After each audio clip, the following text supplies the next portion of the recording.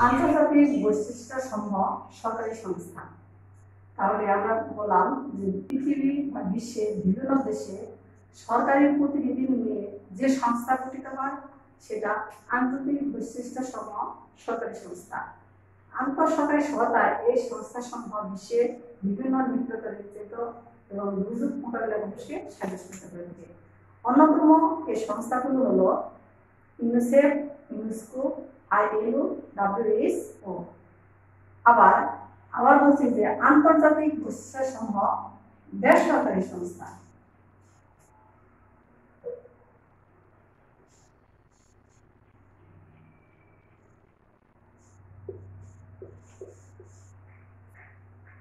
আন্তর্জাতিক পর্যায়ে আন্তর্জাতিক বৈশিষ্ট্য সমূহ বেসরকারি সংস্থা। তাহলে আন্তর্জাতিক পর্যায়ে যে সমস্ত বেসরকারি প্রতিনিধি নিয়ে সংগঠন গড়ে ওঠে, বেসরকারি প্রতিনিধি সমন্বয়ে যে সমস্ত সংগঠন গড়ে আন্তর্জাতিক বৈশিষ্ট্য সমূহ বেসরকারি সংস্থা বলে। তাহলে এখানে সরকারি সহায়তায় বা পরোক্ষ সাহায্য সহযোগিতার মাধ্যমে এই বেসরকারি প্রতিনিধিরা তাদের কাজ করে। অন্যতম এরকম লক্ষ্য করো, যেমন আন্তর্জাতিক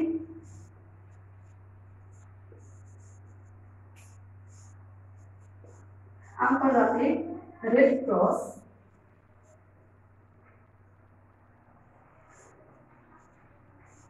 যেমন আন্তর্জাতিক রেড ক্রস, সেরকম দেখো আন্তর্জাতিক শিশু কল্যাণ ইউনিয়ন।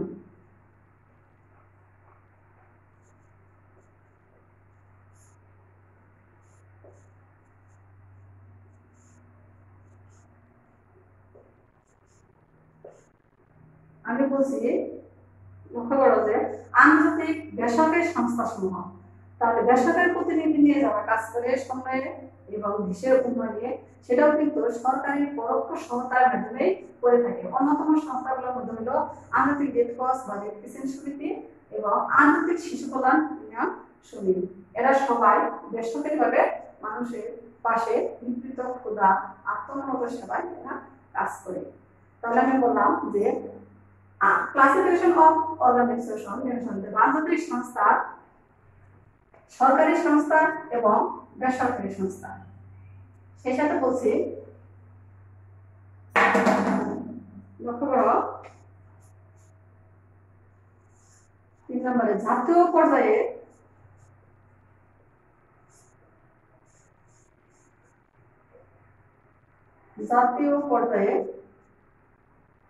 সরকারি সংস্থা।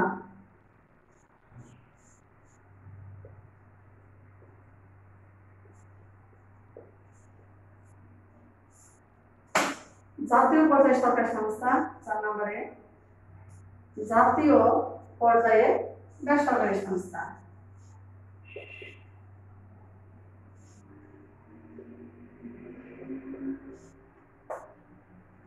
তাহলে লক্ষ্য করো, আমি বলছি যে আন্তর্জাতিক বৈশিষ্ট্য সমূহ সরকারি সংস্থা, আন্তর্জাতিক বৈশিষ্ট্য সমূহ বেসরকারি সংস্থা। সেই সাথে 3 নম্বরে জাতীয় পর্যায়ে সরকারি সংস্থা,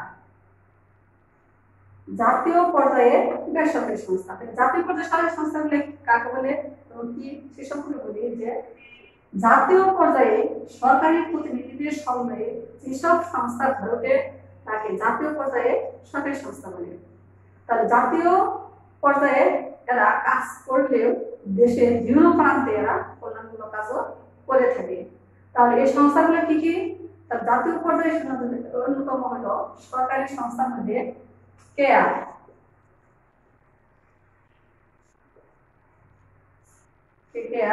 কানাডিয়ান ইউনিয়ন সংস্থা।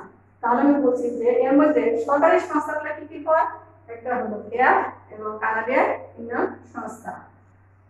আবার বলছি যে জাতীয় পর্যায়ে বেসরকারি সংস্থা। তাহলে জাতীয় পর্যায়ে বেসরকারি প্রতিনিধির সঙ্গে যে সকল সংস্থা কাজ করে গড়ে ওঠে সেটাগুলো হয় বেসরকারি সংস্থা। এখানেও সরকারি সহায়তায় প্রত্যক্ষ পরোক্ষভাবে বিভিন্ন কল্যাণমূলক কার্যক্রম এরা করে থাকে। এই বেসরকারি সংস্থাগুলোর মধ্যে অন্যতম হলো যেমন বাংলাদেশের BRAC Bangladesh, red crescent friends, American friends সমিতি। সেরকম ওয়ার্ল্ড ভিশন, এরা সকলে বেসরকারি সংস্থার আওতায় কাজ করে। তাহলে লক্ষ্য করো শিক্ষার্থী বন্ধুরা, তাহলে আমি বললাম যে অর্গানাইজেশন সম্পর্কে ধারণা, সেই সাথে বলছি ক্লাসিফিকেশন। তাহলে আমি বলছি যে জাতীয় পর্যায়ে যেরকম সরকারি বেসরকারি সংস্থা রয়েছে, আন্তর্জাতিক পর্যায়েও সরকারি বেসরকারি সংস্থা রয়েছে। এদেরা যে সমস্ত সংগঠন রয়েছে এরা সকলেই সুষ্ঠু সুন্দরভাবে লক্ষ্য উদ্দেশ্য নিয়ে এবং পৃথকভাবে সকলে কার্যক্রমগুলো পরিচালনা করে থাকে। তাহলে এর সাথে আমি আরো বলছি যে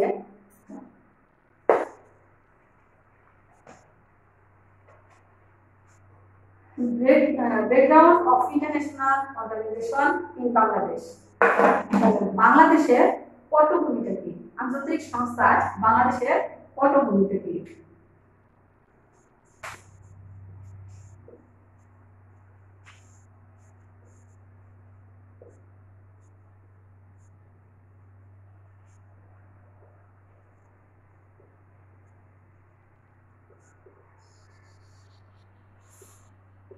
বাংলাদেশের পটভূমি।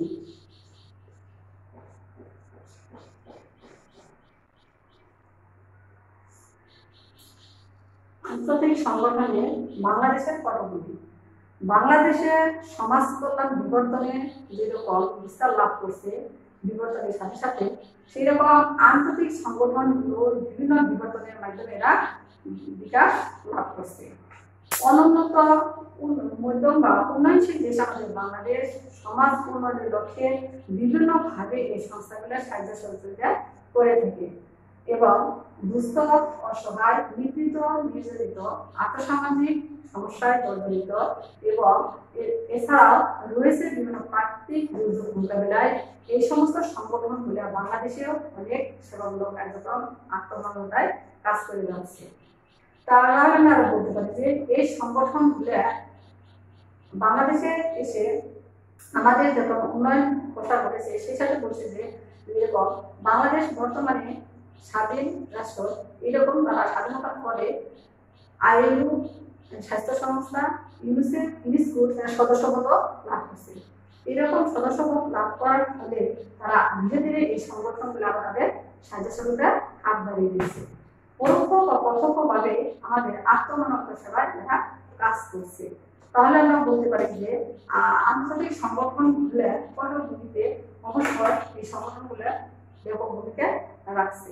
তবে শিক্ষার্থী বন্ধুরা, আমি আজকে তোমাদের ধারণাটা দিলাম যে অর্গানাইজেশনটা কি, সেভাবে ধারণা দিলাম আন্তর্জাতিক সংগঠনের প্রকারের সাথে আমি পটভূমিতে কিছুটা উল্লেখ করলাম। তাহলে বন্ধুরা অবশ্যই তোমরা ভালো থাকবে, সামাজিক দূরত্ব বজায় থাকবে, সুস্থ সুন্দর ভাবে চলবে। সেই সাথে আমি বলছি আর পরবর্তী ক্লাস আমরা অবশ্যই এই সংগঠনগুলোর সম্পর্কে তোমাদের ধারণা দেবো, যেরকম ইউনিসেফ সম্পর্কে, সেভ দ্য চিলড্রেন সম্পর্কে।